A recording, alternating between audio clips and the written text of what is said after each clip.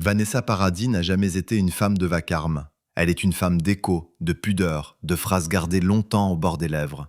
Très tôt, on l'a regardée comme une évidence et en même temps comme une enfant trop exposée. À 14 ans, elle devient un phénomène populaire avec Joe le taxi, un succès qui propulse son visage partout, avant même qu'elle ait eu le temps de choisir ce qu'elle voulait protéger. Et c'est là que surgit l'autre figure, Serge Gainsbourg. Un homme déjà mythique, déjà controversé, déjà maître d'une langue qui coupe et caresse à la fois.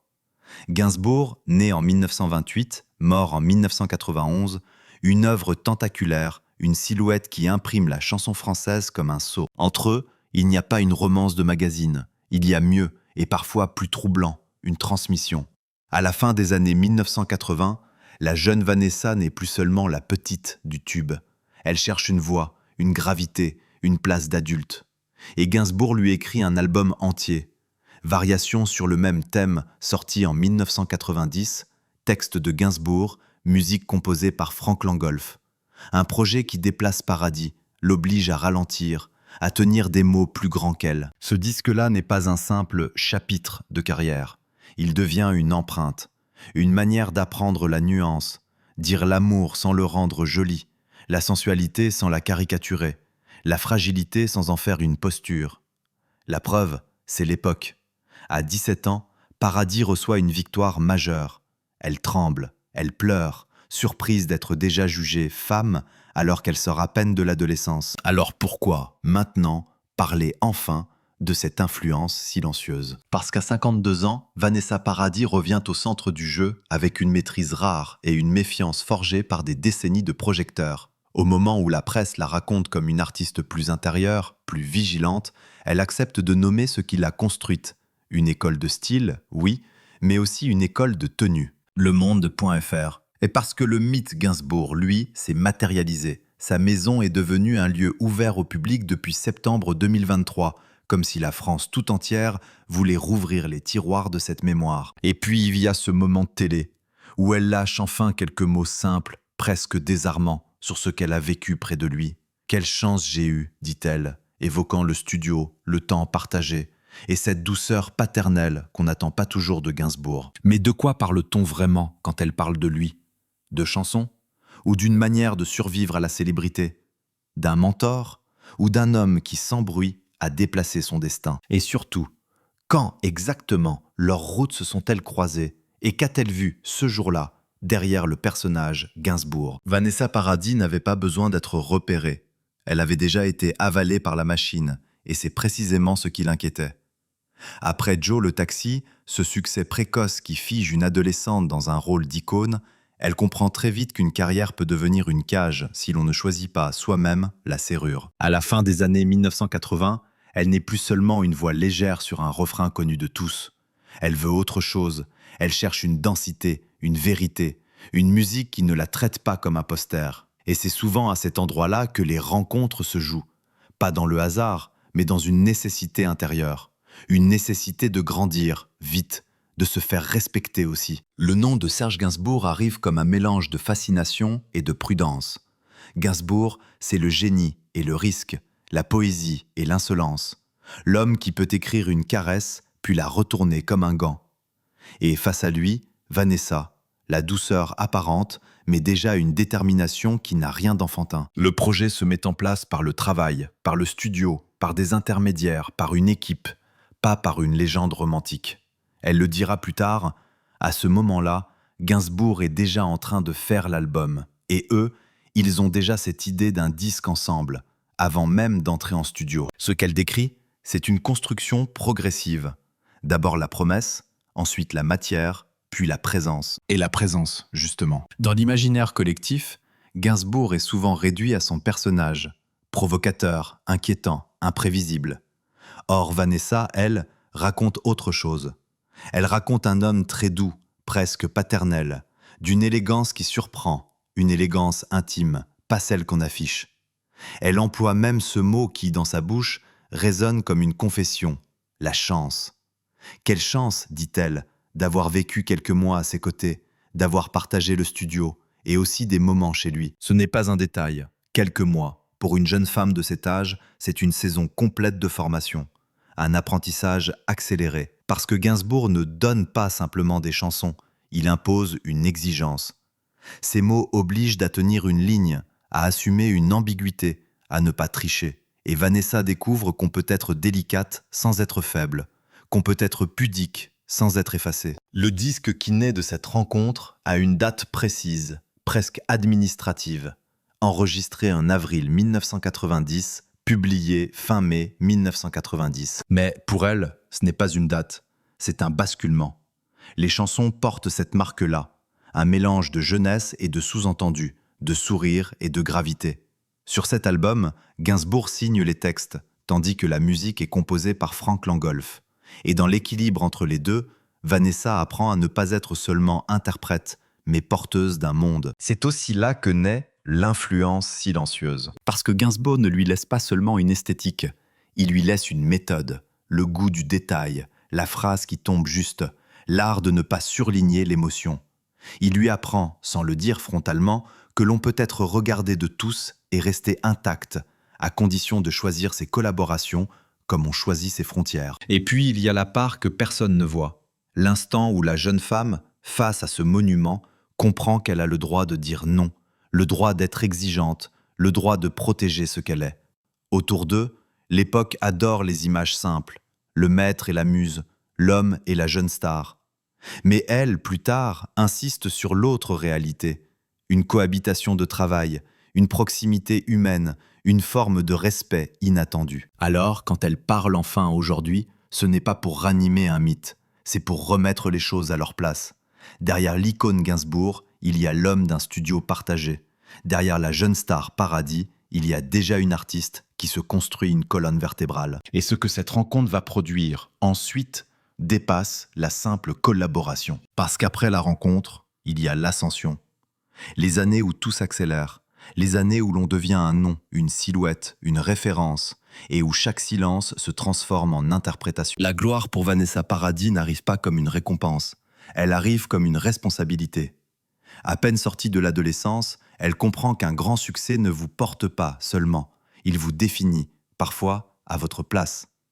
Et après Gainsbourg, après ce disque où chaque mot semble peser, elle entre dans une période où tout s'accélère, mais où elle apprend aussi à tenir la vitesse. En 1990, Variation sur le même thème sort fin mai, enregistré quelques semaines plus tôt, en avril. Ce n'est pas simplement un album de plus, c'est un passage de frontière. Les chansons imposent à Vanessa un autre tempo, une autre densité. Le public suit.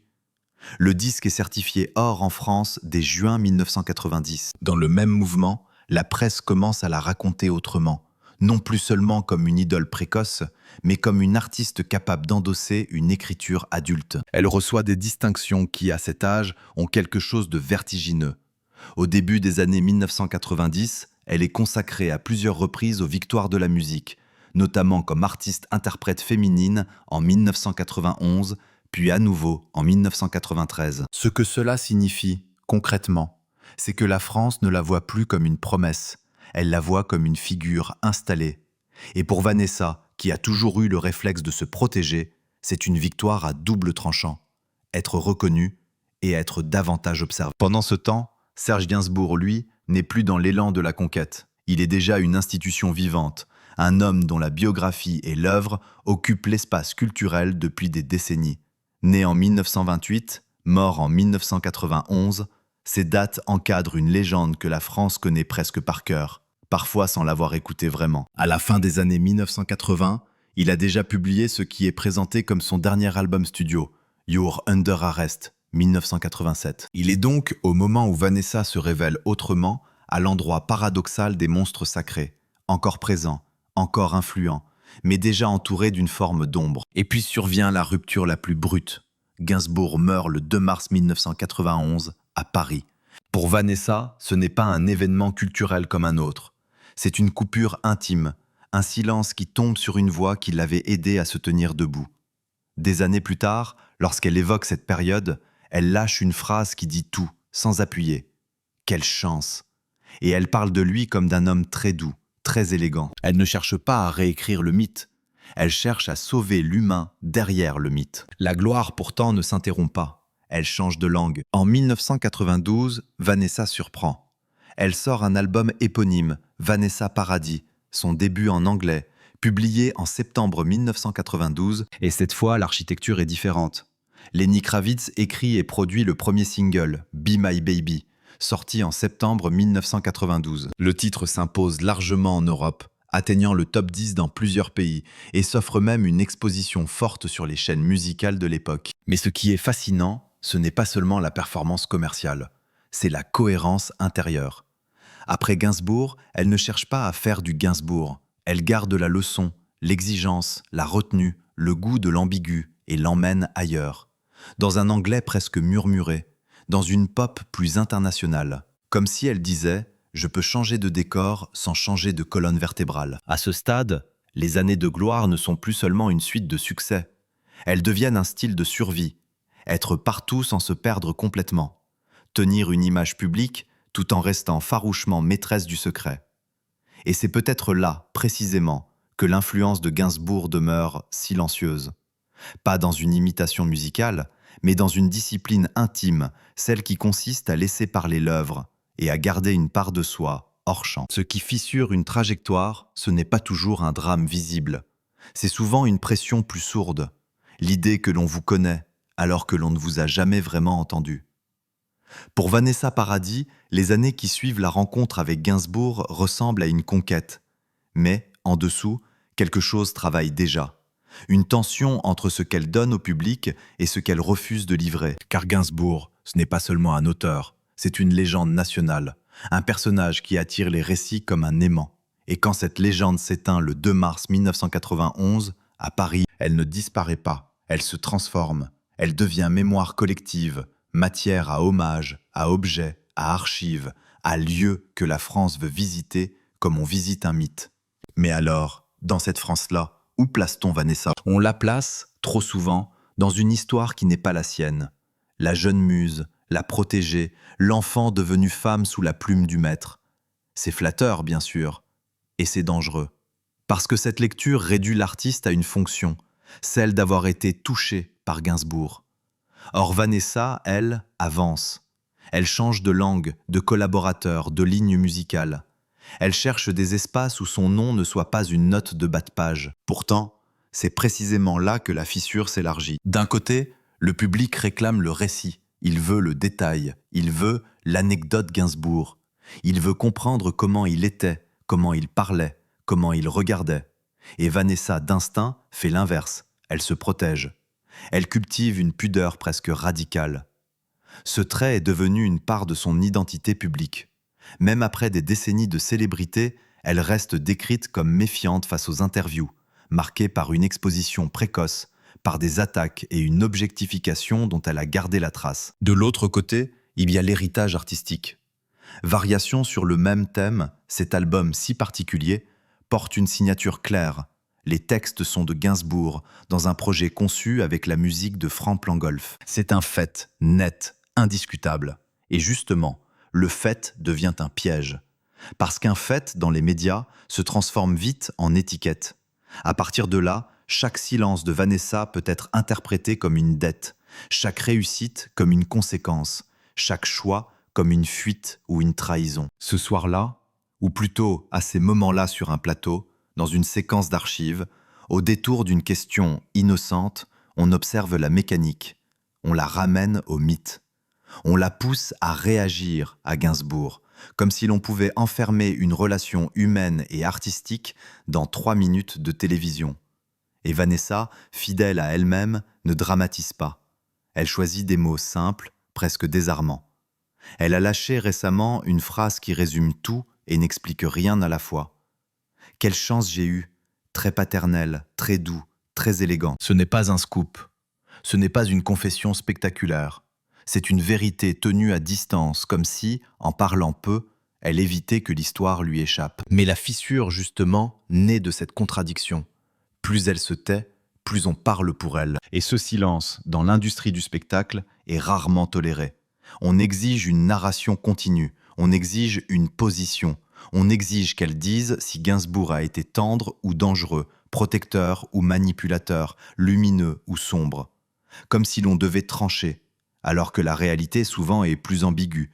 Une chance, oui, mais une chance qui coûte quelque chose. Car il y a aussi une fissure intérieure. Comment porter des mots écrits par un géant quand on n'a pas encore l'âge d'être regardé comme inégal? Comment ne pas se laisser absorber par un prestige qui, parfois, écrase? Comment grandir sans renier l'empreinte? C'est là que le thème de l'influence silencieuse devient essentiel. Ce n'est pas l'influence d'un homme qu'on cite sans cesse, c'est l'influence d'une discipline, d'un rapport au texte, d'une manière de ne pas surjouer l'émotion. Mais cette influence-là ne se raconte pas bien, elle se vit.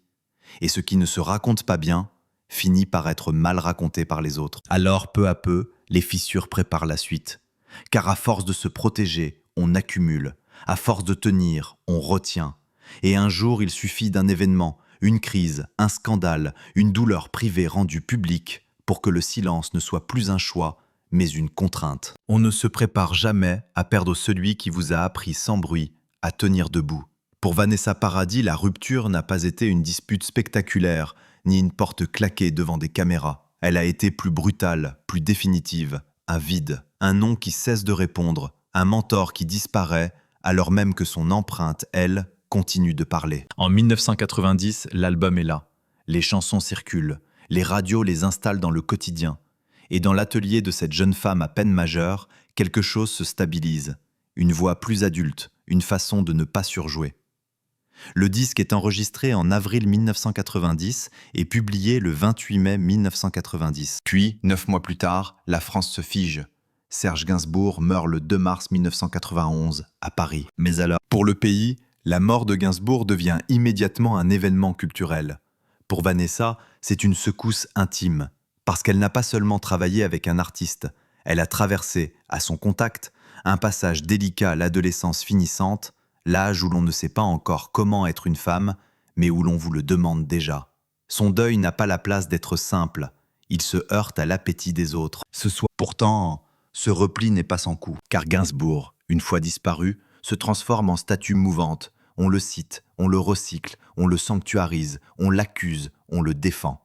Son image devient un champ de bataille culturelle, et l'on demande à ceux qui l'ont connu de choisir un camp. Et Vanessa se retrouve malgré elle au bord de ce conflit, parce qu'elle a été pour le grand public l'une des dernières collaborations marquantes, parce qu'elle porte dans sa discographie un album écrit par lui. Alors la crise ne vient pas seulement de la mort, elle vient de l'après, de cette période où l'on vous parle d'un homme comme d'un mythe, alors que vous parlez d'un homme comme d'un être humain. Ce que l'on oublie souvent, c'est que cette collaboration n'était pas un conte lisse. Elle a eu ses résistances, ses limites. La presse a rapporté que Vanessa aurait refusé certains textes et que Gainsbourg, agacé, aurait lancé une formule devenue célèbre dans les coulisses. Paradis, c'est l'enfer. Vrai ou amplifié, peu importe presque. Ce que cela révèle, c'est la pression d'une jeune artiste face à une écriture trop lourde, parfois trop exposante. Et c'est là que son silence commence à prendre sens. Elle ne veut pas être celle à qui Gainsbourg a tout donné. Elle veut être celle qui a choisi aussi. Mais alors, comment dire cela sans trahir? Comment raconter un homme disparu sans le figer dans une caricature? Comment avouer qu'on a eu de la chance tout en reconnaissant qu'il y avait, dans cette chance, une forme de vertige? Des années plus tard, lorsqu'elle accepte enfin d'ouvrir une petite fenêtre sur cette période, elle ne livre pas un dossier, elle livre une sensation. Invitée à la télévision, elle prononce des mots simples, presque fragiles. « Quelle chance j'ai eue », dit-elle, évoquant quelques mois passés à ses côtés. Et elle insiste sur une dimension que le public n'attendait pas forcément. Très paternelle, très doux, très élégant. Cette phrase-là n'est pas une stratégie. C'est une réparation, une manière de restituer l'homme derrière l'icône sans l'absoudre, sans l'accuser, juste en le remettant à hauteur d'être. Et c'est peut-être ça, la véritable rupture. Le moment où l'on comprend que le silence n'est plus seulement une protection, mais un fardeau. Parce qu'à force de ne rien dire, on laisse les autres écrire à votre place. À force de retenir, on se retrouve prisonnière d'un récit qui vous échappe. Après la tempête, il faudra réapprendre à respirer, réapprendre à vivre avec une influence qui ne se voit pas, mais qui vous suit comme une musique de fond. Et surtout, apprendre à avancer sans celui qui, un jour, vous a tendu un texte comme on tend une clé. Après la disparition de Serge Gainsbourg, Vanessa Paradis apprend une chose essentielle. On peut continuer à avancer tout en portant un manque, Mais on ne peut pas continuer à avancer si l'on laisse les autres décider du récit à sa place. La tempête, pour elle, n'est pas seulement le deuil, c'est l'après-deuil. La façon dont un pays transforme un homme en monument, puis réclame aux vivants des commentaires, des symboles, des aveux. Elle choisit alors une stratégie qui ressemble à une discipline. Se déplacer, changer de langue, changer de cadre, non pour effacer ce que Gainsbourg a déposé en elle, mais pour éviter d'être enfermé dans l'album écrit par Gainsbourg, comme on enferme un artiste dans un seul rôle. Cet album a une existence documentée, enregistrée en avril 1990, sorti le 28 mai 1990, certifié disque d'or dès juin 1990. Mais Vanessa refuse qu'il devienne une étiquette qui la précède partout. Et c'est ainsi qu'elle reprend la main, pas à pas. En 1992, elle surprend une nouvelle fois. Elle publie un album éponyme, son début en anglais, produit par Lenny Kravitz, sorti le 21 septembre 1992. Cette date dans sa biographie a la froideur d'un calendrier. Mais, dans sa trajectoire, c'est un geste. Sortir de la chanson française sans la renier. Se présenter ailleurs sans s'excuser. Ce n'est pas une fuite, c'est une respiration. Parallèlement, elle continue d'exister dans le cinéma, comme si l'écran lui offrait un autre type de vérité. Un espace où l'on ne lui demande pas de confesser, mais d'incarner. Elle a déjà été reconnue très jeune. L'Académie des Césars rappelle qu'en mars 1990, à 17 ans, elle reçoit le César du meilleur espoir féminin pour Noces blanches. Ce prix-là, souvent, on le cite comme un trophée. Pour elle, il ressemble aussi à un rappel. Sa vie ne se résume pas à une voix, ni à un homme, ni à un album.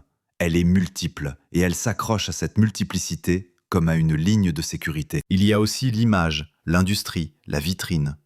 En 1991, elle devient l'égérie de Chanel pour le parfum Coco dans un film publicitaire réalisé par Jean-Paul Goude. Là encore, ce n'est pas qu'une campagne, c'est une manière de contrôler ce qui se montre. La publicité est un cadre, une mise en scène assumée. Elle permet parfois de reprendre le pouvoir sur le regard des autres, quand, dans les interviews, elle préfère encore garder le silence. Mais alors, comment vit-on quand on a fait du silence une protection? On vit en choisissant ses frontières. Le portrait que Le Monde dresse d'elle à l'été 2025 insiste sur ce trait. Une femme restée sur le qui-vive, marquée par l'exposition précoce, les attaques sexistes, la violence du regard public, et qui depuis protège farouchement sa sphère intime. Cette vigilance n'a rien de théâtral. Elle est pragmatique. Elle dit « Je ne vous dois pas tout ». Et la suite de sa vie privée, souvent racontée comme une légende parallèle, s'inscrit dans la même logique, préserver un noyau dur hors champ. Vanessa Paradis partage la vie de Johnny Depp de 1998 à 2012, et ils ont 2 enfants. Des années plus tard, Depp lui-même évoquera ce choix d'une enfance tenue à distance, élevée en France, dans un environnement plus discret, comme une manière de donner aux enfants une normalité introuvable sous les flashs. Que l'on aime ou non ce récit, il éclaire une constante. Chez Vanessa, la pudeur n'est pas une pose artistique, c'est un projet de vie. C'est dans cette période, après la tempête, que la fameuse influence de Gainsbourg devient réellement silencieuse. Non pas parce qu'elle l'oublie, mais parce qu'elle cesse d'en faire un sujet public permanent. Elle garde de lui un enseignement qui ne se montre pas, une exigence sur le texte, une façon de ne pas souligner l'émotion, le goût des ambiguïtés qui ne s'expliquent pas. Et surtout, une leçon plus intime.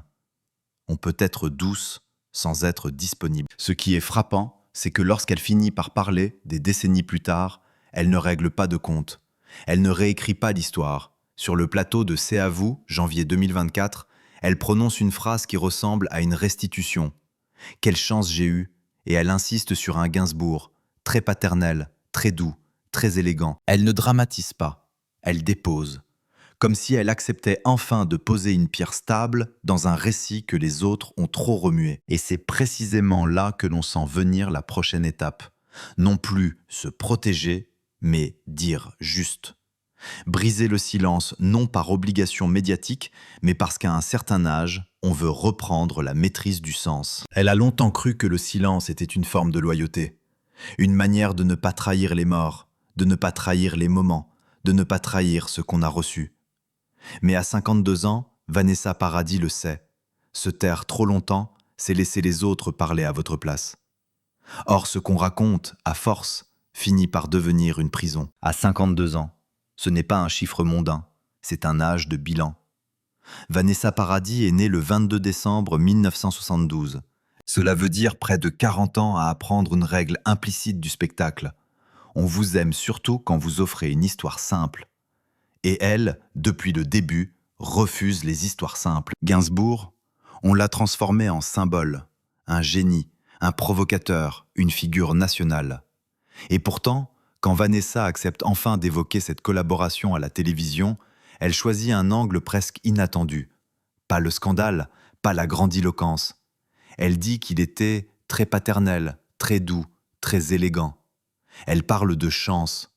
Ces mots-là, prononcés en public, ont une valeur précise. Ils réintroduisent l'humain.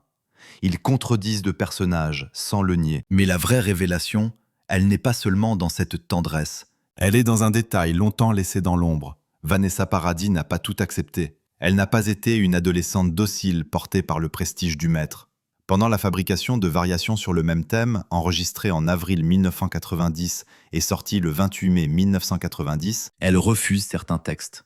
Le fait est documenté. Elle refuse également certains textes, ce qui participe au décalage du calendrier prévu. Et là, tout change. Parce que ce non n'est pas une anecdote, c'est une ligne de force, une bascule intérieure. Une jeune femme face à Serge Gainsbourg, né en 1928, mort le 2 mars 1991 à Paris. Ose dire « ça, je ne peux pas le chanter ».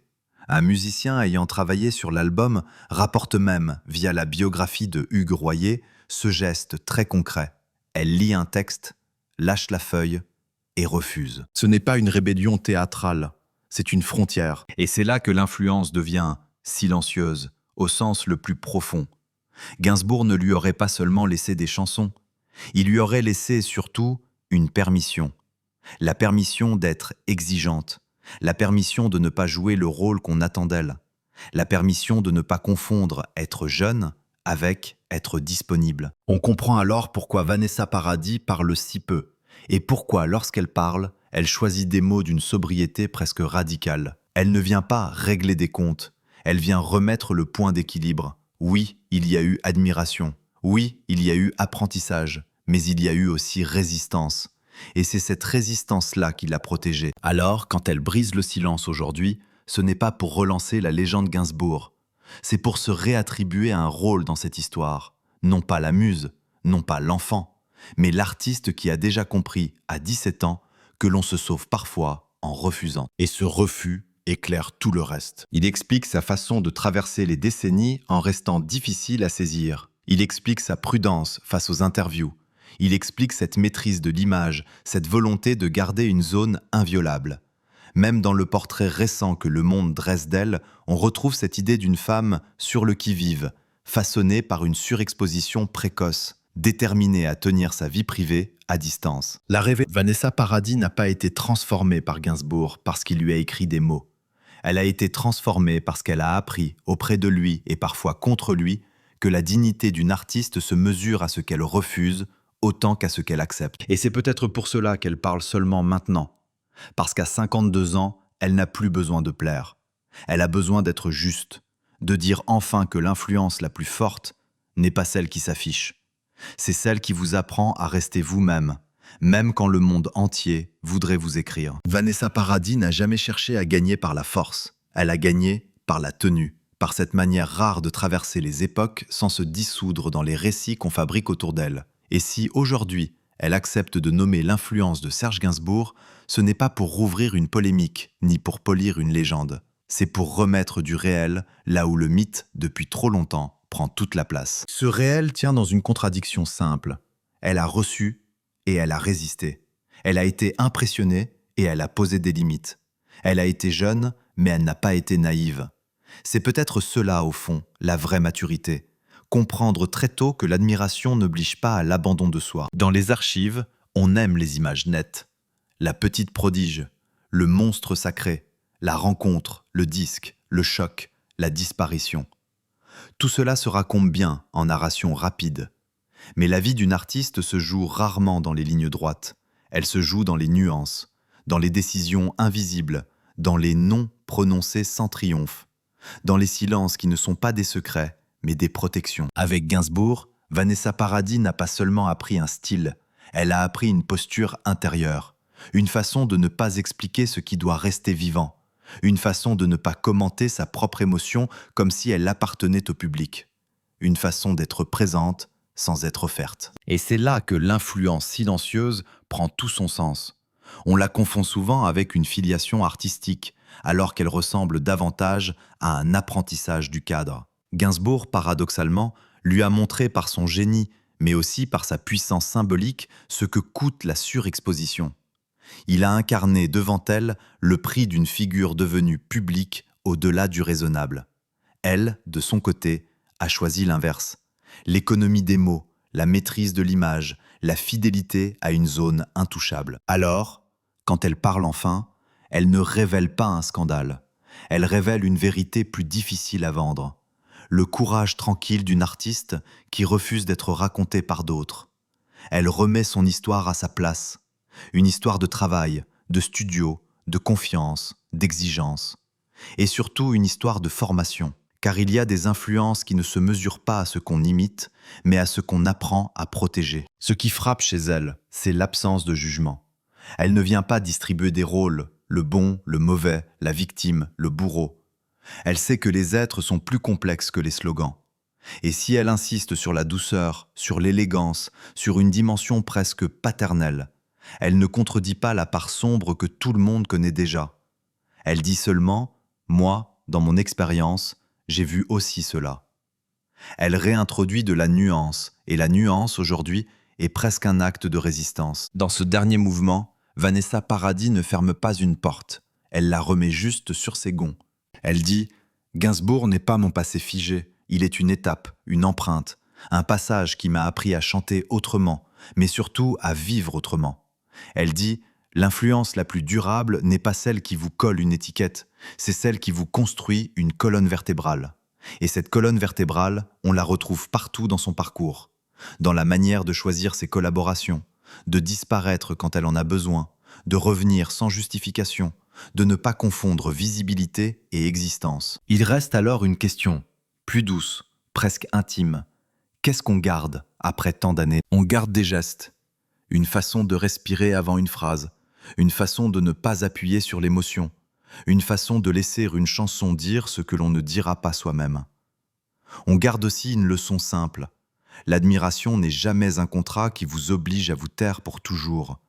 Parfois, au contraire, elle vous oblige à parler juste, un jour, quand vous êtes prête. Et à 52 ans, Vanessa Paradis choisit ce jour-là, non pas pour faire du bruit, mais pour déposer une vérité stable, enfin, à elle. Et puis, après les mots, il y a ce que la caméra ne peut pas saisir, le reste, le temps, la vie qui continue sans commentaire, la musique qui demeure même quand les voix se taisent. Et sur la table, il reste une photo. Le temps, lui, ne dit plus rien.